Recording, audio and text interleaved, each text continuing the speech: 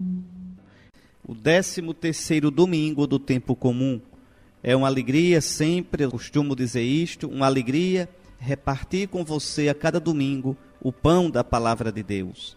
Nós escutávamos ainda agora, na quinta-feira passada, solenidade de Corpus Christi, aquilo que o Senhor nosso Deus dizia na primeira leitura. O homem não vive somente de pão, mas de toda a palavra que sai da boca de Deus. Quer dizer, o homem não vive simplesmente das coisas deste mundo. Pão aqui não é simplesmente a comida de trigo. Pão aqui é tudo aquilo que sustenta, torna feliz, interessa, atrai a nossa vida. Pão é a família, pão é o trabalho, pão é minha saúde, pão são meus amigos, pão são meus amores, pão é tudo aquilo que me faz viver.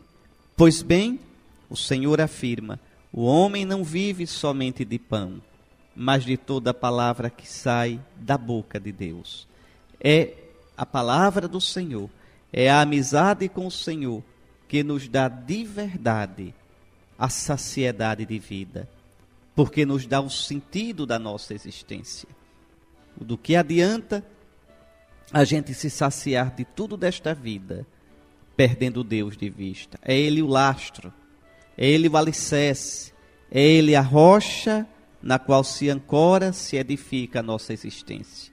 E a sua palavra, e essa palavra é o próprio Jesus, que está presente em toda a Sagrada Escritura.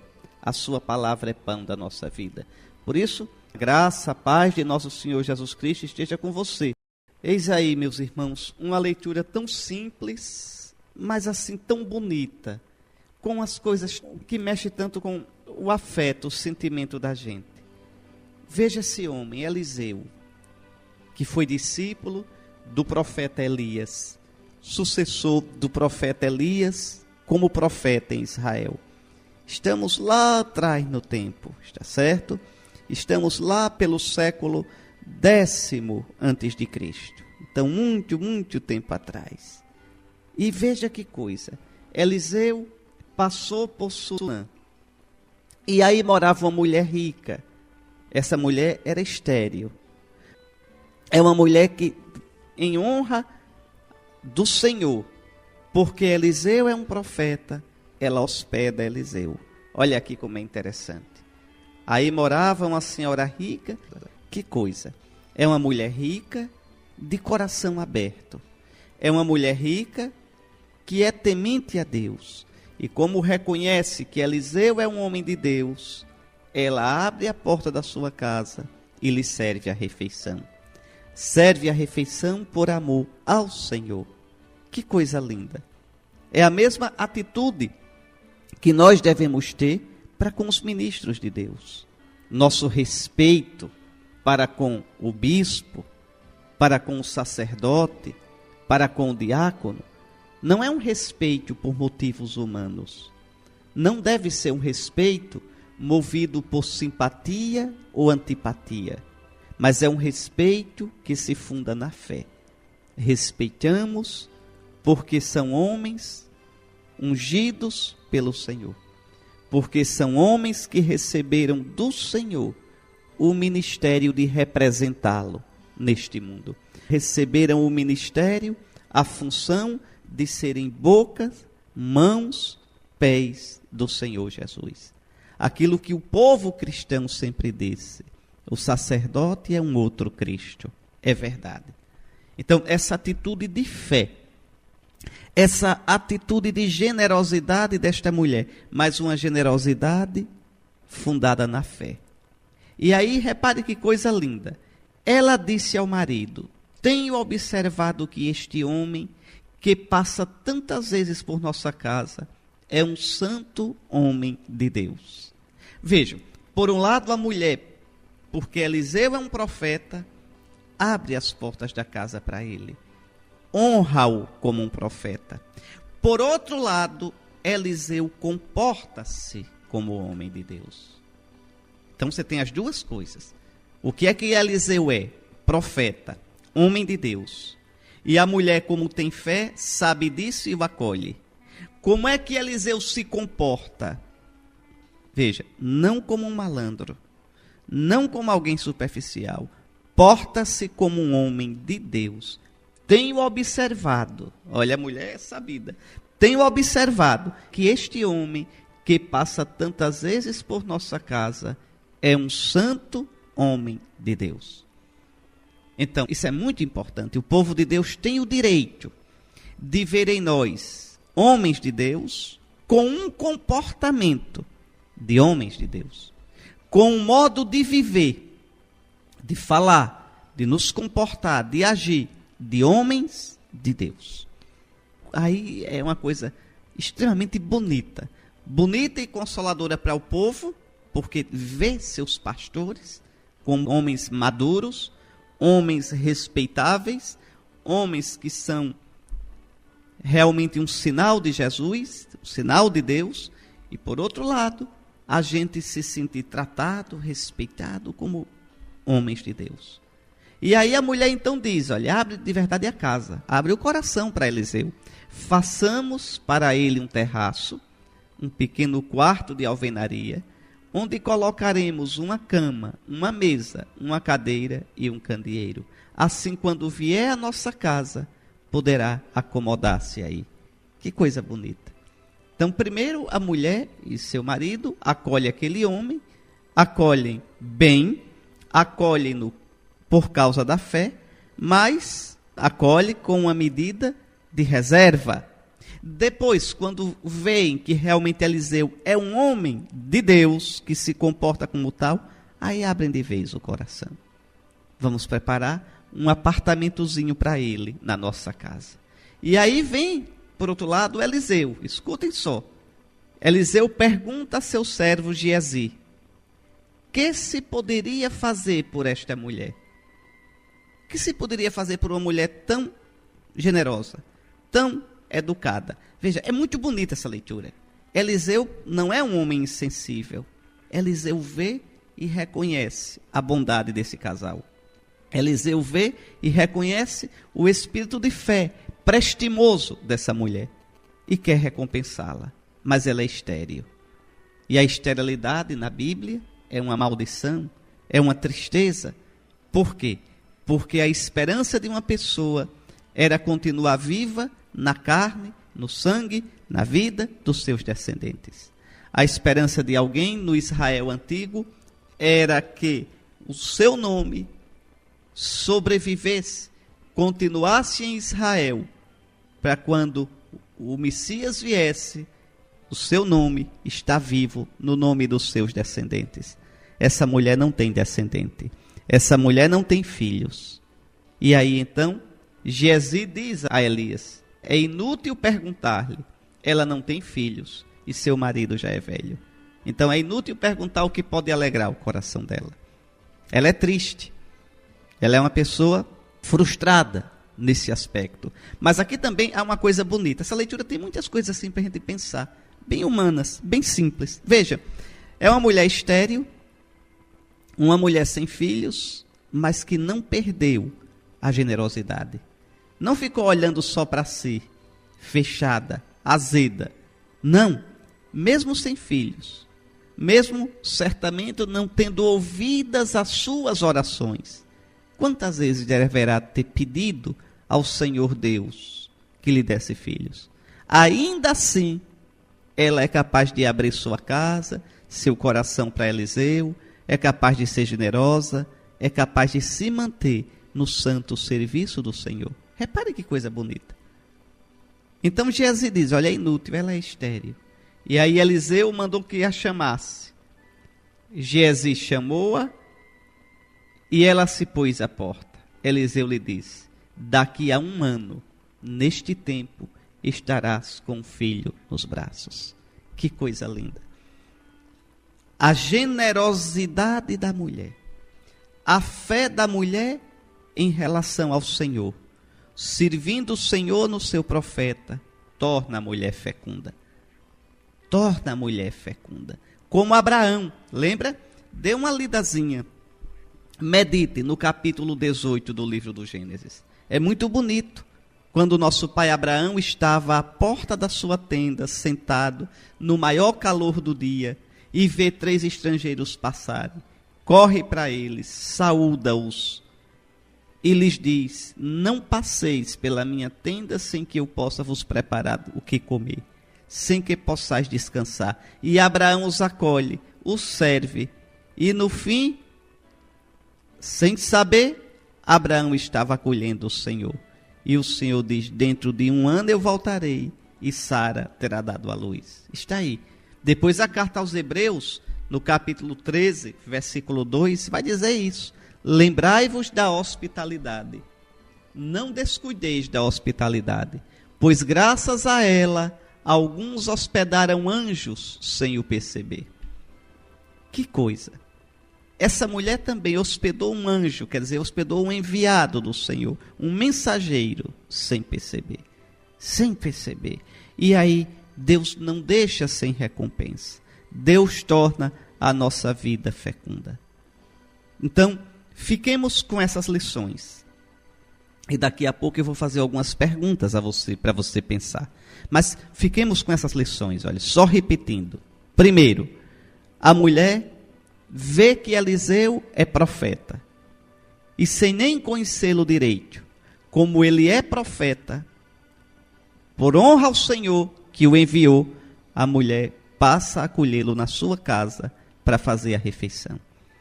Que coisa bonita, não é? Segundo, a mulher observa o comportamento de Eliseu e vê que Eliseu não só é profeta, mas tem uma vida digna de profeta. Eliseu não só é profeta, mas age como profeta, vive como profeta, é coerente com a missão que Deus lhe deu. Terceiro, a mulher abre de vez a sua casa para ele, lhe faz um apartamento.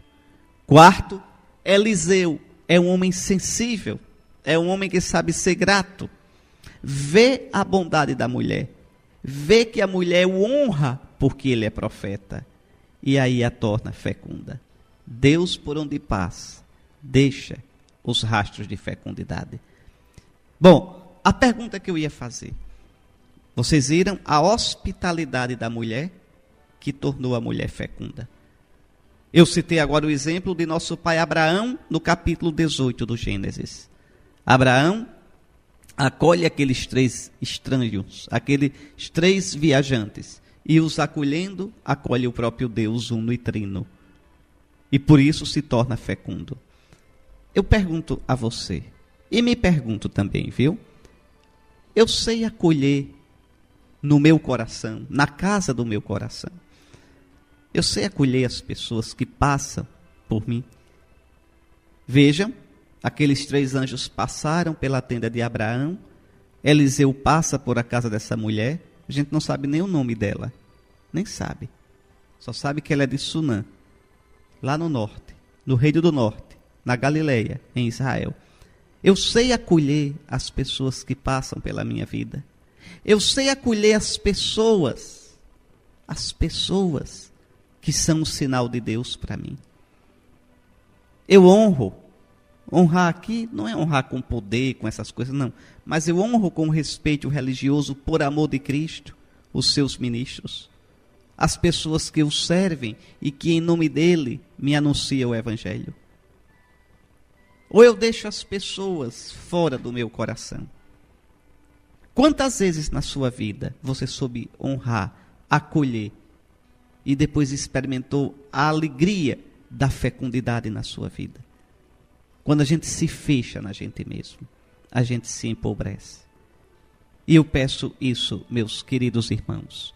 Respeitem os ministros de Deus. Ainda que um ministro de Deus, por miséria, não se comporte como um ministro de Deus, respeite o ministro de Deus. Ele não se comporta como ministro de Deus, vai pagar por isso diante de Deus. Você, mesmo que ele não se comporte, você o honra, não ficará sem a sua recompensa. Porque é por amor a Jesus.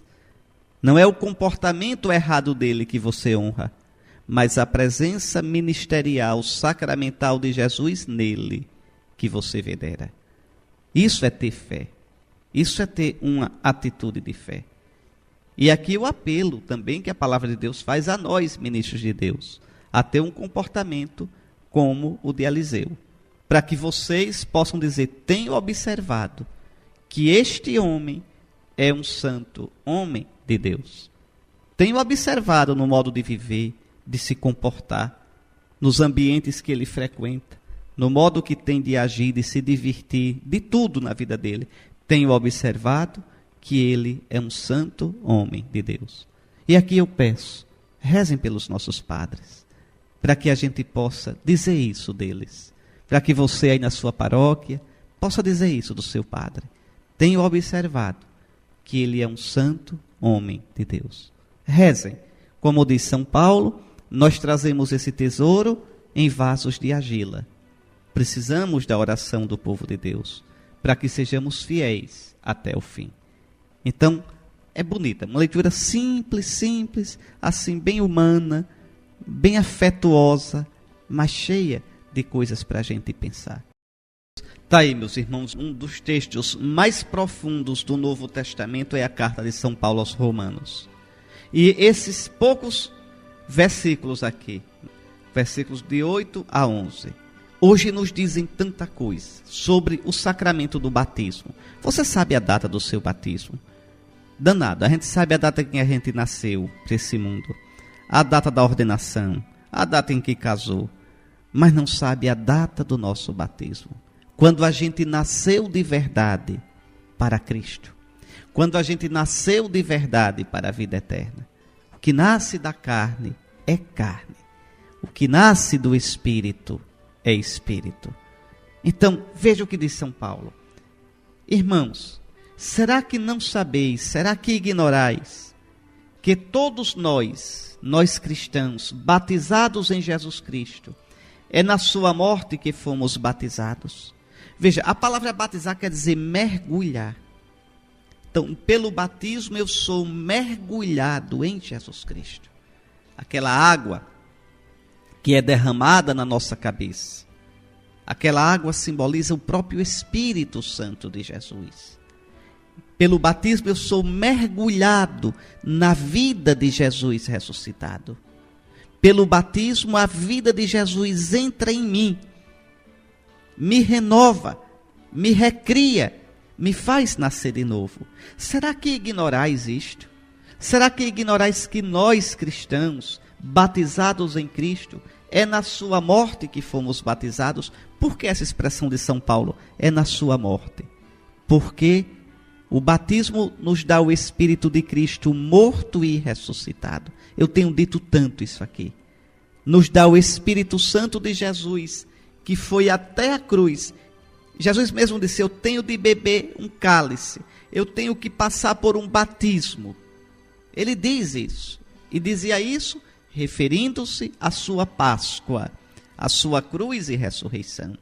Então, quando a gente foi batizado, a gente foi mergulhado no Espírito Santo de Cristo morto e ressuscitado, para que esta morte de Cristo e esta vida ressuscitada de Cristo hajam na nossa vida. Irmãos, ignorais isto? Batizados, mergulhados em Jesus Cristo, tendes o Espírito Santo, fostes mergulhados, batizados na sua morte.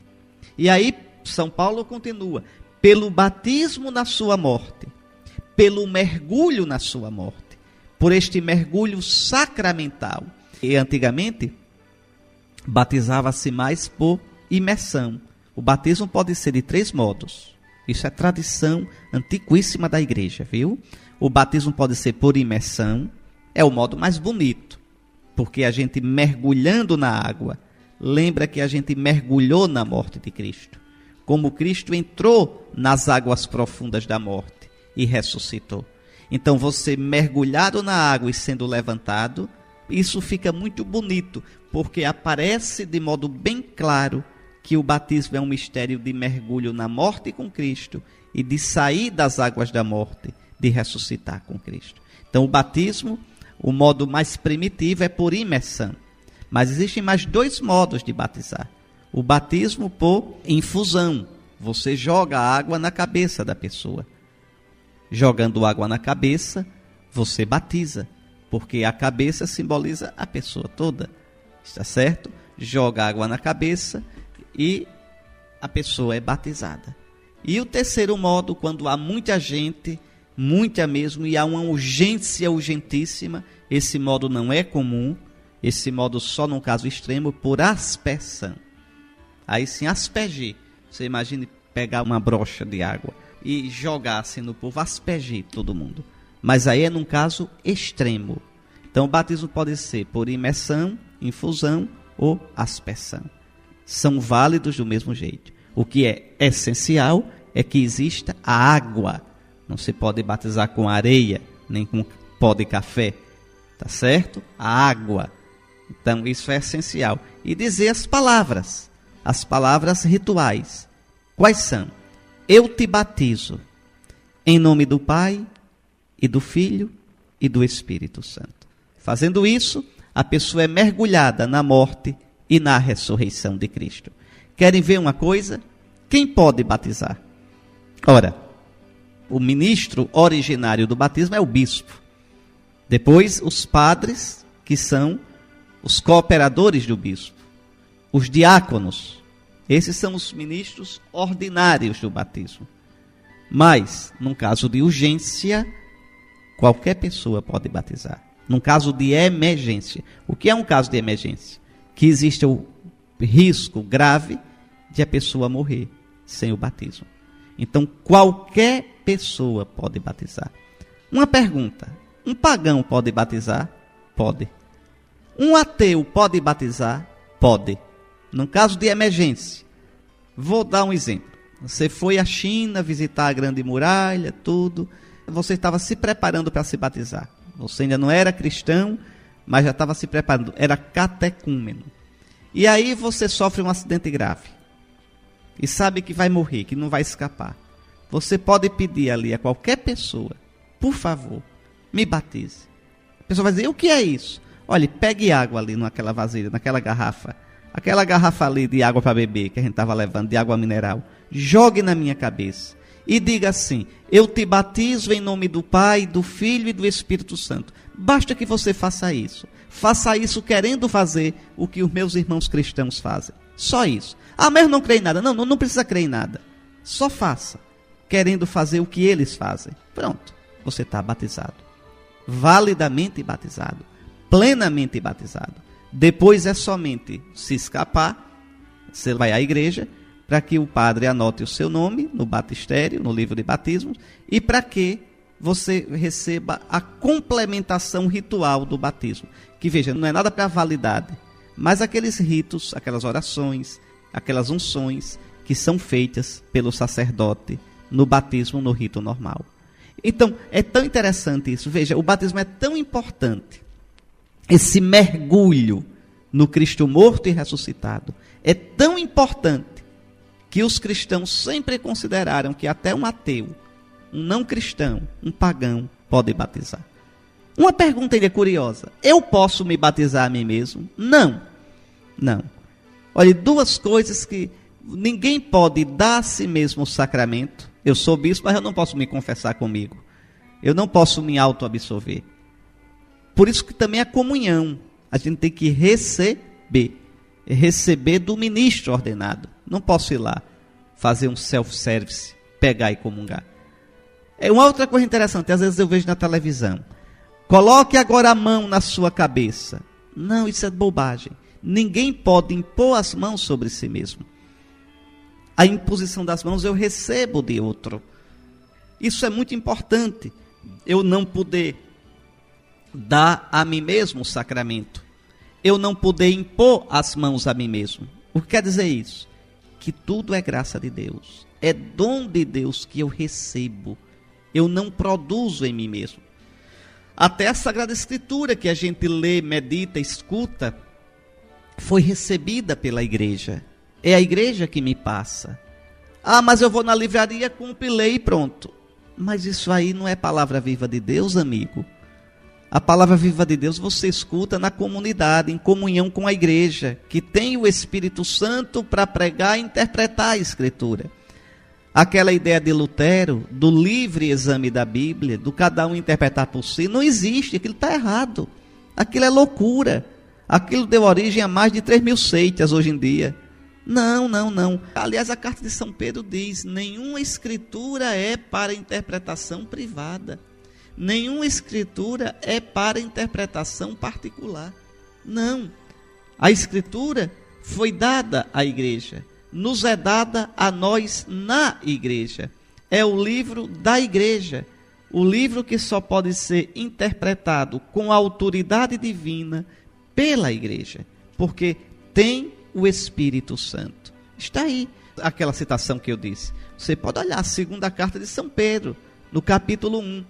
São Pedro diz muito bonito, falando da Escritura, 2 de Pedro 1,19. Veja, ele diz: assim se tornou ainda mais firme para nós a palavra da profecia, que fazeis bem em ter diante dos olhos, como uma lâmpada que brilha em lugar escuro, até clarear o dia e levantar-se a estrela da manhã em nossos corações. Aí vem o versículo 20. Pois deveis saber, antes de tudo, que nenhuma profecia da Escritura é objeto de explicação pessoal, visto que jamais uma profecia foi proferida por vontade humana. Ao contrário, foi sob o impulso do Espírito Santo que pessoas humanas falaram da parte de Deus. Ora, se a Escritura é inspirada pelo Espírito, só quem pode interpretá-la no Espírito é a igreja que recebeu esse Espírito. Não adianta. Então é muito bonito isso no cristianismo, viu? No cristianismo nada é produzido por mim mesmo. Eu recebo. São Paulo vai dizer: eu mesmo recebi do Senhor o que eu vos transmiti. Recebi onde? Na igreja, na comunidade. Por isso, eu não posso dar o batismo a mim mesmo. Eu não posso comungar pelas minhas próprias mãos, no self-service, na hora da missa. Eu tenho que receber de outro, para mostrar que a graça é dom, que a graça eu recebo.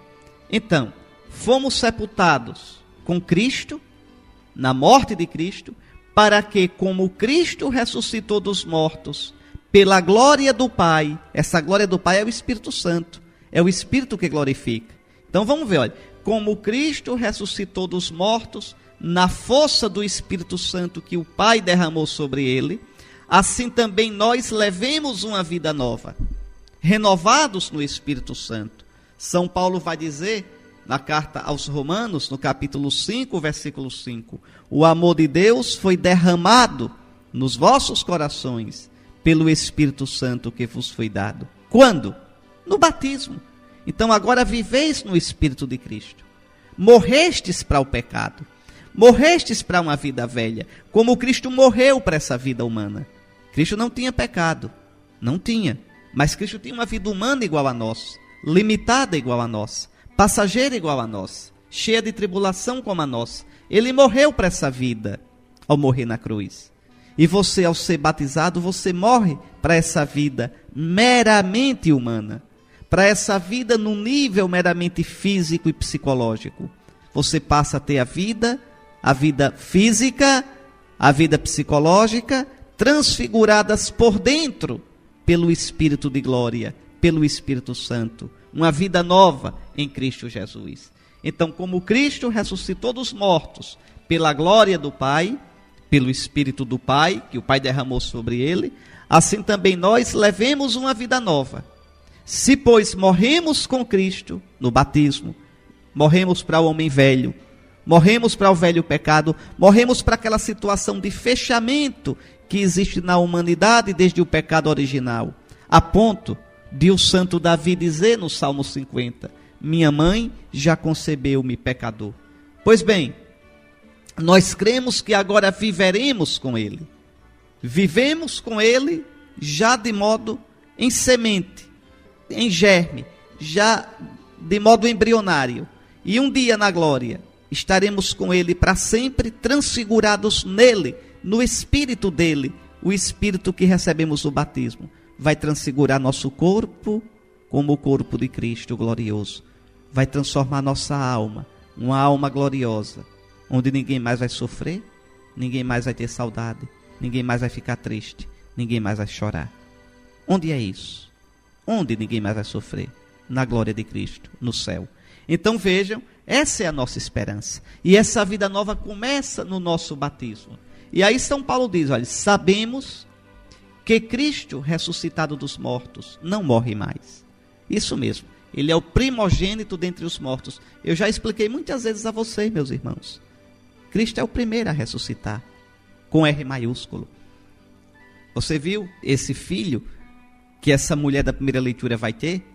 Esse filho vai morrer depois. E Eliseu vai ressuscitá-lo. Se você continuar lendo ali o segundo livro dos Reis, você vai ver. A criança vai morrer, Eliseu vai e o ressuscita. Mas ressuscitou como? Fê-lo voltar para essa vida. A filha de Jairo voltou para essa vida. O filho da viúva de Naim voltou para esta vida. Lázaro voltou para esta vida. E depois morreram. Jesus não. Jesus atravessou a morte e saiu do outro lado. Jesus ressuscitou. Não morre mais, diz São Paulo hoje. A morte já não tem poder sobre ele. Pois aquele que morreu, morreu para o pecado uma vez por todas. Por que é que São Paulo está dizendo isso? E Cristo tinha pecado? Não, não tinha pecado. Mas lembre o que diz a Escritura. Aquele que não tem pecado, Deus o fez pecado. Quer dizer, Deus o tratou como vítima pelo pecado por nós. Cristo não tem pecado, mas viveu a vida limitada, a vida de servo, dessa vida humana pobre que nós vivemos. Então ele morreu para essa vida uma vez por todas. Aquele que morreu para o pecado uma vez por todas. Você vê, não existe reencarnação. Você morre uma vez por todas e acabou. Na carta aos Hebreus está dito também, os homens morrem uma só vez e depois virá o julgamento. Não tem muitas mortes. É uma morte só e acabou-se a festa. Já basta. É uma vida só para que a gente procure viver santamente. Para que a gente procure viver na retidão. Então não esqueçam isso. Pois bem, aquele que morreu para o pecado uma vez por todas. Mas aquele que vive é para Deus que vive. É assim que Cristo vive. Cristo vive agora na glória. Vive totalmente para o Pai. Vive transfigurado na glória do Pai. Morreu uma vez por todas. Como você vai morrer uma vez por todas. Então tem que viver essa vida agora. Unido a Cristo no batismo. Tem que matar em você o que é pecado. O que é o homem velho. E como eu faço isso? Eu posso fazer isso? Posso, porque eu tenho o Espírito de Cristo, que trabalha em mim. Eu tenho o corpo de Cristo na Eucaristia. Eu posso rezar, lutar pela oração, pela penitência, pelo esforço, para romper com o pecado. Aquilo que Nosso Senhor já me deu em semente no batismo, eu devo realizar em mim. Então, como Cristo morreu uma vez por todas, eu também vou morrer uma vez por todas. Nunca esqueça isso. Se você quer ver, Hebreus capítulo 9, versículo 27. Está determinado que os homens morram uma só vez e depois vem o julgamento. Então, quem quiser se enganar, se engane. Só tem essa vida. Agora, se você não quer na palavra de Deus, acredite nas fábulas, nas ilusões humanas. E depois, não diga, Santo Antônio me enganou, porque Santo Antônio não engana. Tá certo? Então, vejam, que nós morramos também para o pecado. Aquele que morreu para o pecado uma vez por todas.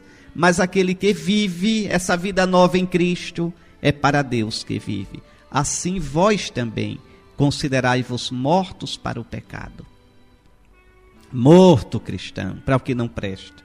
Morto cristão para o que é contrário à palavra de Deus. Morto cristão para o modo de viver contrário ao Evangelho. Morto para o pecado, vivos para Deus, em Cristo Jesus. Porque estamos unidos a Ele, no Espírito Santo dEle. Nós morremos para uma vida velha e nascemos no batismo para uma vida nova. No batismo, naquela pia a gente morreu e no mesmo instante nasceu.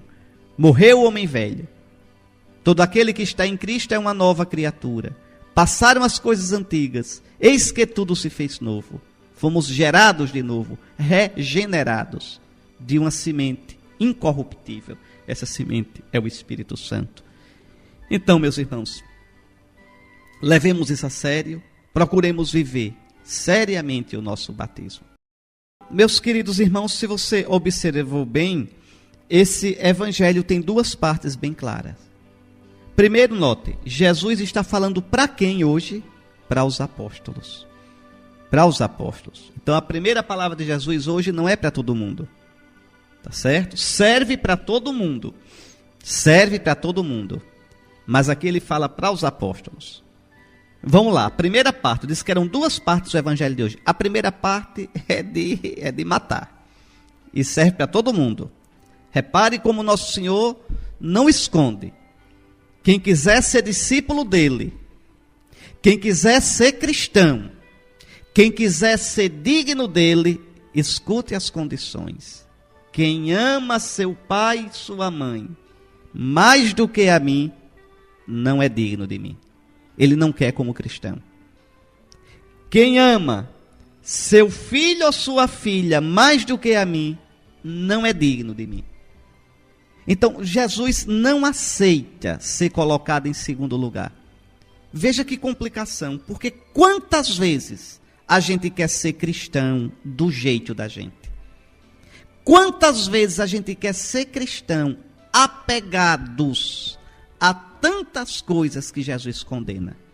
E aí a gente ainda tem a cara de pau de dizer assim: não, é preciso modernizar o evangelho. É preciso modernizar a igreja. Vejam, não, meus irmãos, é preciso a gente se converter. Isso é que é preciso, porque a gente pode jogar com as pessoas. A gente pode barganhar com o mundo, mas não com Jesus. Nosso Senhor não aceita ter outro ao lado dele, xeretando, dizendo qual é a verdade. A verdade é Jesus. Na igreja só há um mestre, na igreja só há um Senhor, é Jesus. Essa palavra vale para mim também. Essa palavra vale para todos nós. Quem ama seu pai ou sua mãe, quem ama sua família, quem ama o seu dinheiro, quem ama os seus amigos, quem ama sua namorada, seu namorado, quem ama seus negócios, mais do que a Jesus, não é digno de Jesus, não é cristão. Qual é a condição para ser cristão? Tu me amas mais do que a tua própria vida. É por isso que eu digo, o cristianismo não é para todo mundo, não. É nada. Não é não, meus irmãos. O cristianismo é um negócio de se converter todo dia a Nosso Senhor. Não dá para ser cristão morno, não dá para ser cristão fingindo ser.